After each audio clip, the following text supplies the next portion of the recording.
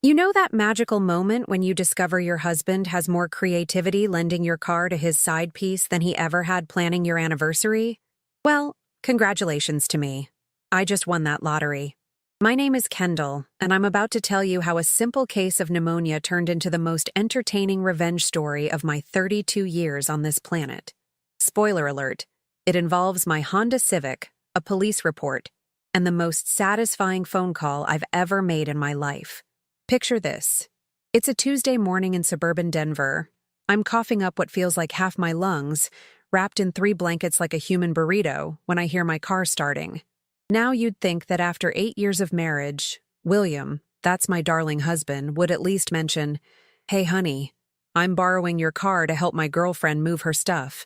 But no, that would require basic human decency. And apparently, we're fresh out of that in the Mitchell household. At first I thought maybe he was being sweet. Running to the pharmacy to get me some cough syrup, or perhaps grabbing soup from that place I like. How beautifully naive of me. It's almost cute how I still believed in his capacity for kindness. I should have known better. This is the same man who once forgot our wedding anniversary and tried to convince me we were celebrating it European style a month later. So there I am, feverish and delusional, thinking my husband is playing Florence Nightingale, when 3 hours pass and no William, no car, no medication, and definitely no soup. I tried calling him. Straight to voicemail. Texted him. Read, but no response. At this point, even my fever-addled brain started connecting some very unpleasant dots. Now, let me paint you a picture of my relationship with my Honda Civic. That car and I have been through everything together. College, my first job, countless road trips, and every single one of William's "I'm sorry" flower runs after his various screw-ups. It's more reliable than my husband, gets better mileage than our marriage, and has never once lied to me about working late. By hour 4 of my car's mysterious disappearance, I decided to do what any rational, pneumonia-stricken wife would do. I called my sister Madison. Madison has this superpower. She can smell drama from 3 states away and has zero filter when it comes to uncomfortable truths. "Kendall, sweetie," she said after I explained the situation, "when was the last time William showed initiative about anything? The man needed GPS directions to find motivation. If he's suddenly running errands, he's not running them for you." Madison has this delightful way of confirming your worst suspicions while somehow making you laugh about them. She's like a truth serum wrapped in sarcasm and served with a side of brutal honesty. That's when she suggested I check our Ring doorbell footage. Technology is amazing, isn't it?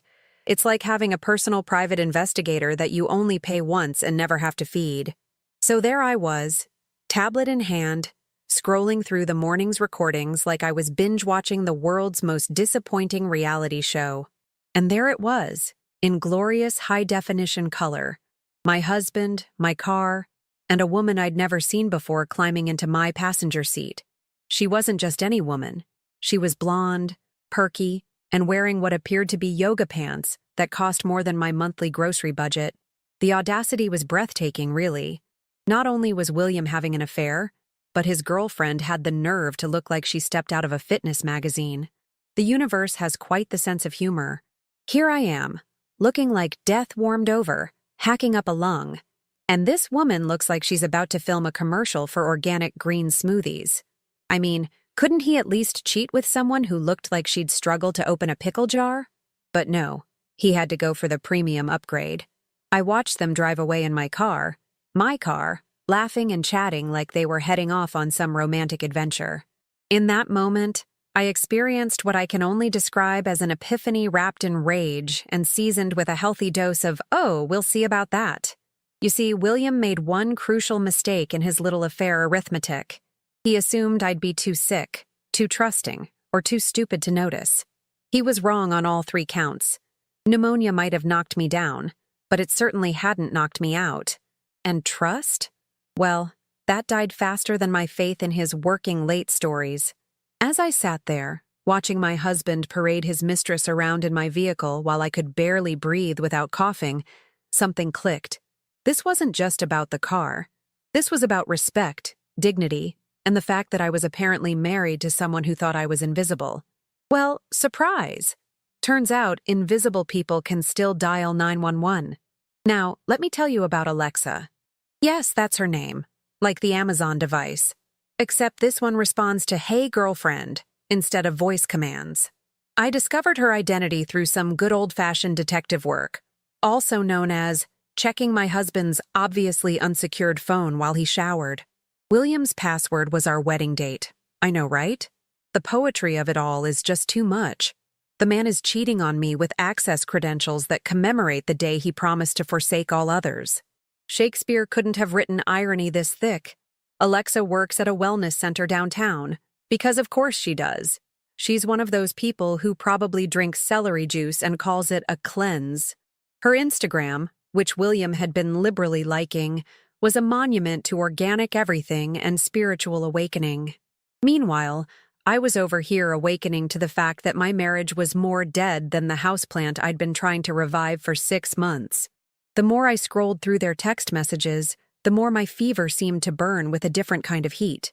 William had been telling her I was emotionally unavailable and didn't understand his spiritual journey. Apparently, my failure to embrace his sudden interest in meditation retreats and chakra alignment was driving him straight into Alexa's yoga-toned arms. Here's the thing about spiritual people. They sure do a lot of unspiritual things while discussing their enlightenment.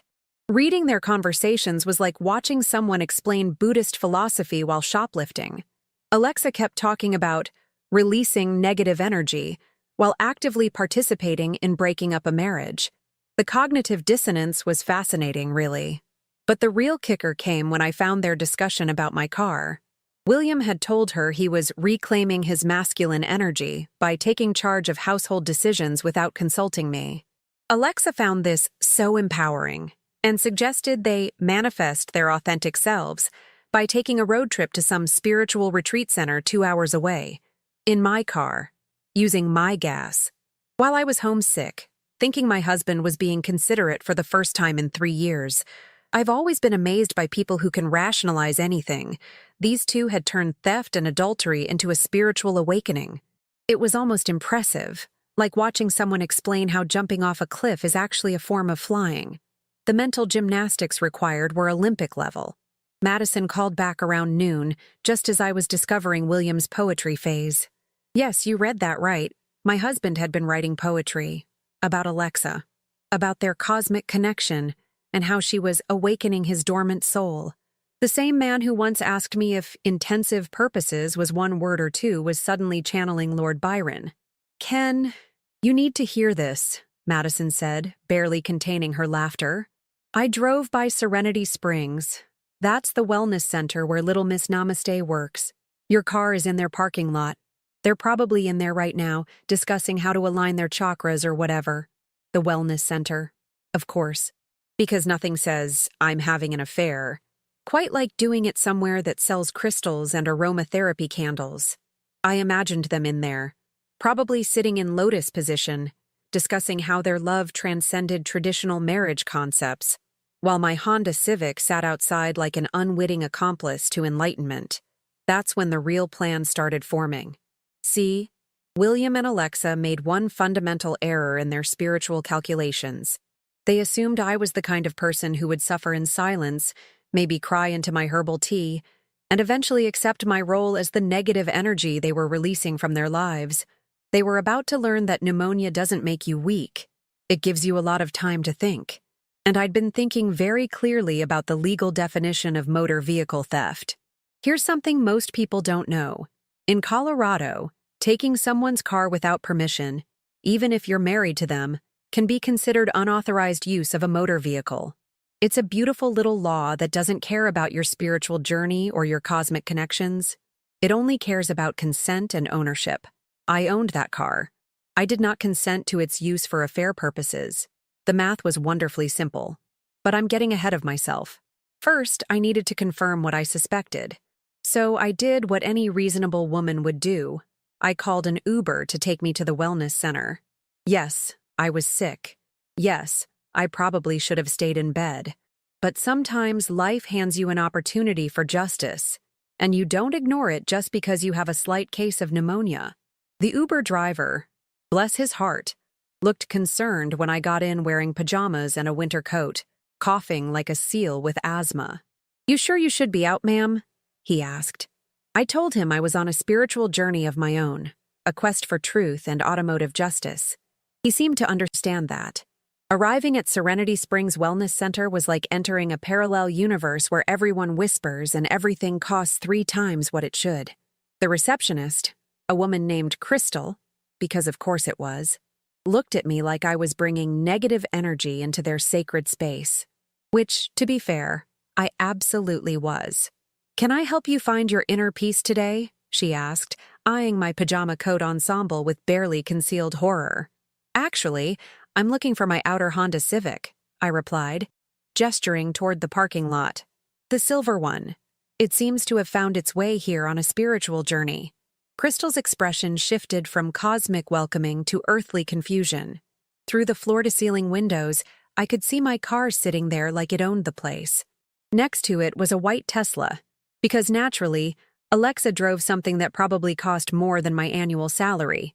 I asked Crystal if she could point me toward the meditation room where my husband William was exploring his authentic self with his spiritual guide Alexa. The way Crystal's face went pale told me everything I needed to know. Apparently, William and Alexa's cosmic connection was well known around the wellness center. "Oh," Crystal said, suddenly very interested in her crystal's display. "They're in the couples chakra alignment session." Couples chakra alignment. Using my car to get there, while I was home with pneumonia. The beautiful irony wasn't lost on me. They were working on their energy alignment while creating the most negative energy possible in my life. It was like watching someone try to clean their house by dumping garbage in their neighbor's yard. I thanked Crystal and walked back outside, where I sat on a bench and made the most satisfying phone call of my adult life. "Denver Police Department, what's your emergency?" "Hi, yes, I'd like to report a stolen vehicle." Now, here's where things get legally delicious. The officer who took my call was thoroughly professional, but I could hear the intrigue in her voice as I explained the situation. A married woman reporting her own car stolen while her husband was inside a wellness center with another woman. Even cops appreciate a good plot twist. Officer Martinez arrived within 20 minutes, and I have to say, she had the perfect energy for this situation. Part law enforcement, part entertainment. She listened to my story with the kind of attention usually reserved for really good gossip, taking notes and occasionally raising an eyebrow. "So your husband took your car without permission to bring another woman to their, what did you call it?" "Couples chakra alignment," I repeated, and I swear I saw her bite back a smile. "And you're certain you didn't give permission for him to use the vehicle?" "Officer Martinez, I was home with pneumonia, thinking he was being a caring husband running errands. Instead, he was running around with his spiritual advisor, in my car, which is registered solely in my name." She nodded, making more notes. "Ma'am, this does constitute unauthorized use of a motor vehicle. Would you like me to retrieve your keys and vehicle?" Would I like her to retrieve my keys and vehicle? That was like asking if I'd like to win the lottery while simultaneously getting revenge on everyone who'd ever wronged me. But I maintained my composure and simply said, "Yes, please. I'd appreciate that very much." Officer Martinez approached the wellness center with the kind of purposeful stride that suggested she'd done this before. Through the windows, I watched Crystal frantically pointing toward the back of the building. A few minutes later, the meditation room door opened, and out came William and Alexa, looking less enlightened and more confused. William's face when he saw me sitting outside his spiritual retreat, next to a police cruiser, while wearing my pajama coat combination, was absolutely priceless. It went through several stages: confusion, recognition, panic, and finally landing on what I can only describe as spiritual emergency. Alexa, to her credit, looked like she was trying to manifest herself into another dimension. Her whole cosmic connection theory was about to get tested by the very earthly concept of motor vehicle theft laws. Officer Martinez handled the situation with professional grace, explaining to William that taking someone's car without permission, regardless of marital status, could be considered a crime. The fact that the car was registered solely in my name made things beautifully straightforward. William tried to explain about his spiritual journey and masculine energy reclamation, But Officer Martinez was less interested in his chakras than in his complete lack of car borrowing etiquette. Legal concepts don't care about your enlightenment status. "Sir, I need you to return the keys to the vehicle owner," she said. And those words hit my ears like the most beautiful symphony ever composed. Watching William dig through his pockets for my car keys while explaining to a police officer that he was channeling his authentic masculine energy was better than any streaming service could ever offer. The man who'd been too spiritually evolved for our marriage was suddenly very concerned about earthly consequences. "Officer, this is a misunderstanding," he said, his voice climbing an octave. "Kendall's my wife. We share everything." "Everything except permission, apparently," Officer Martinez replied dryly. "The car is registered in her name only. She didn't consent to its use. That makes this pretty straightforward." Alexa stood behind William like she was trying to hide behind a toothpick. For someone who spent her days teaching people about positive energy and authentic living, she looked remarkably uncomfortable with the authentic consequences of her choices. Her spiritual enlightenment seemed to evaporate in the face of potential legal problems. "This is creating such negative energy," Alexa whispered, apparently unaware that stealing someone's car while they're sick might also generate some negative vibes. I couldn't help myself. "Don't worry, Alexa. I'm sure the universe is just realigning itself." Officer Martinez handed me my keys, and the weight of them in my palm felt like justice served with a side of cosmic retribution. "Ma'am, would you like to press charges?" Now that was the question of the day. William's eyes went wide, probably calculating how unauthorized use of a motor vehicle would look on his LinkedIn profile. Alexa looked like she was trying to astral project herself back to whatever dimension she came from. "You know what, Officer Martinez? I think the universe has delivered its message loud and clear. I'll just take my car and go home." But here's where the story gets even better. As I was about to leave, Crystal from the reception desk came running out, looking frazzled. "Excuse me," she called to Officer Martinez, "but I think you should know. They haven't paid for their session yet." Apparently, William and Alexa had been in such a hurry to deal with their car theft situation that they'd forgotten to handle their wellness center bill. $150 for couples chakra alignment, using my car to get there, while I was homesick. The cosmic irony was absolutely delicious. They came to align their chakras and ended up with a police report and an unpaid bill.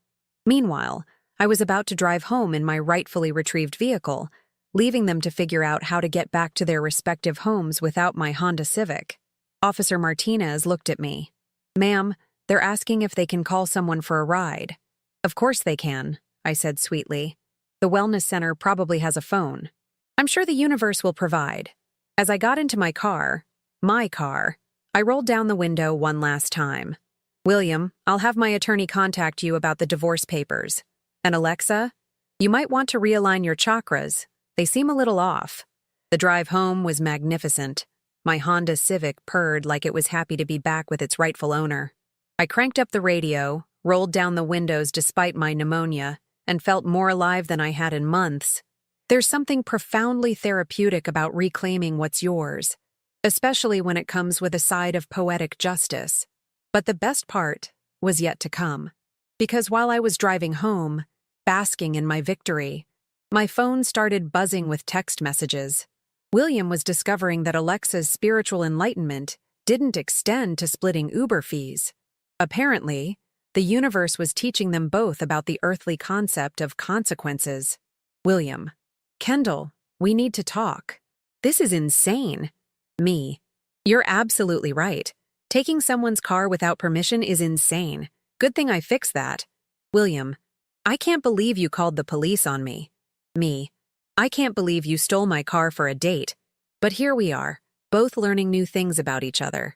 The texts kept coming, each one more desperate than the last. William was finally understanding that actions have consequences, even when you're on a spiritual journey. Alexa, meanwhile, had apparently decided that her cosmic connection with a married man wasn't worth dealing with police reports and abandoned them both at the wellness center. By the time I got home, William was calling. I let it go to voicemail. Then I made myself some tea, wrapped up in my blankets, and listened to his message. "Kendall, please. We need to discuss this like adults. I know I made a mistake, but involving the police was extreme. Can't we work this out? Mistake. He called it a mistake. Like he'd accidentally put salt in his coffee instead of sugar. Not like he'd stolen my car to cheat on me while I was sick. 3 months later, I'm sitting in my apartment. Yes, my apartment. Because apparently when you call the police on your cheating husband for letting his girlfriend drive your BMW without permission, it tends to accelerate the whole divorce conversation. Who knew? The divorce went smoother than my BMW's transmission. Turns out, when you have a police report documenting your soon-to-be ex-husband's unauthorized vehicle lending for affair purposes, divorce attorneys get very excited. It's like Christmas morning for them. William tried to claim the BMW was marital property and should be split 50-50.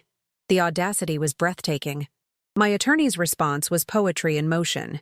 Your Honor, the vehicle in question is registered solely in my client's name, purchased with her individual funds, and was the subject of unauthorized use that required police intervention.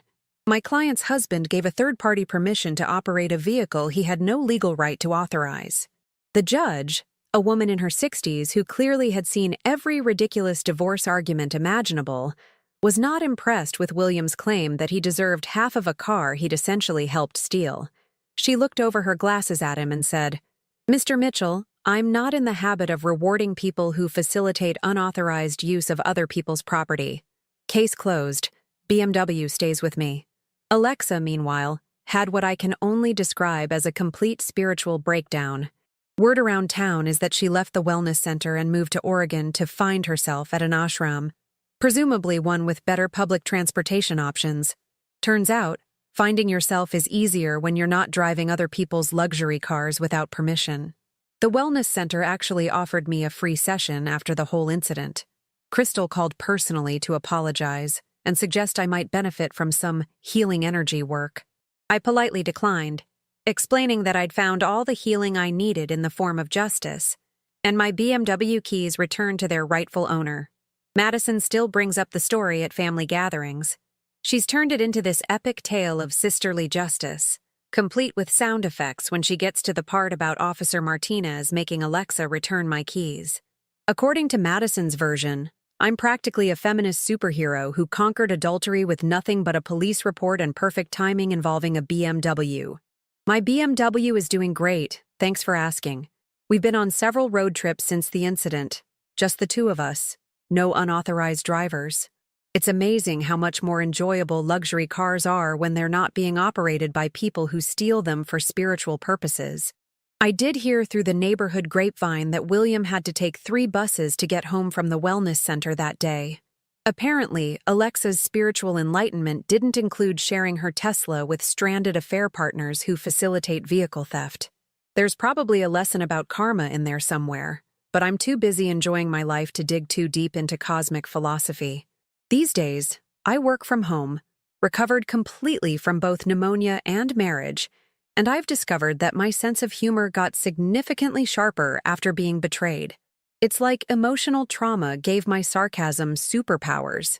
I should write a self-help book, How Betrayal Made Me Funnier, a guide to finding your voice after someone else drives your BMW without permission. I've also learned that sometimes the universe has a twisted sense of humor, but excellent timing. If I hadn't been sick that Monday, if I hadn't been home to see them leave, if I hadn't been bored enough to check the Ring doorbell footage, none of this beautiful chaos would have happened. My attorney sent me a card last week that said, "Thanks for the easiest divorce case of my career." Inside, she'd written, "Police reports involving luxury vehicles make everything so much simpler."